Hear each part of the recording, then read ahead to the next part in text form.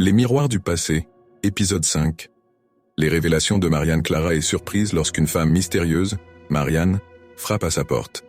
Elle se présente comme une ancienne amie de sa grand-mère Agnès, expliquant qu'elle a appris son décès et qu'elle a des choses importantes à lui dire. Intriguée mais prudente, Clara l'invite à entrer. Marianne jette immédiatement un regard intense vers le miroir, visiblement troublée. « Ce miroir ?»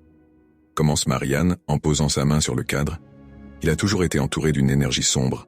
Ta grand-mère l'appelait le miroir des âmes, un objet ancien qui aurait le pouvoir de refléter les secrets de ceux qui l'observent trop longtemps. » Clara, inquiète, se rappelle des visions étranges qu'elle a eues, des reflets déformés et des silhouettes dans l'ombre.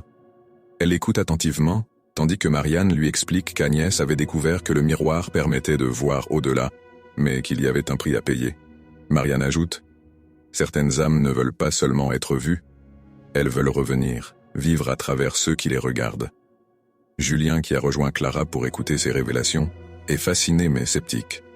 Il demande à Marianne si elle a des preuves de ce qu'elle avance. Marianne sourit tristement et répond « Je suis la preuve. Agnès m'a confié, il y a longtemps, que parfois, elle ne savait plus où elle finissait et où les autres âmes commençaient. Elle disait qu'il y avait des nuits où elle sentait leur présence si proche qu'elle croyait perdre son propre esprit. » Malgré les avertissements de Marianne, Clara se sent de plus en plus attirée par le miroir. Cette nuit-là, seule dans sa chambre, elle s'assoit devant le miroir et le fixe longuement, espérant comprendre le message de sa grand-mère. À mesure qu'elle se concentre, une nouvelle vision émerge lentement. Agnès, plus jeune, se tient dans une pièce plongée dans l'obscurité, entourée de silhouettes sinistres au regard perçant. Elle murmure des mots incompréhensibles, mais Clara peut distinguer quelques paroles. « Éloigne-toi, ne fais pas la même erreur. » Les murmures deviennent plus forts, remplissant la pièce d'un bruit oppressant. Les ombres semblent bouger, comme si elles essayaient d'atteindre Clara à travers le miroir. Elle sent une force l'attirer vers la surface, glaciale et hypnotique, la forçant presque à tendre la main.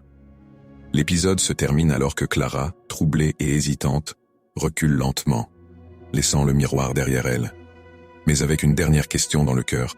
« Qui es-tu vraiment, grand-mère »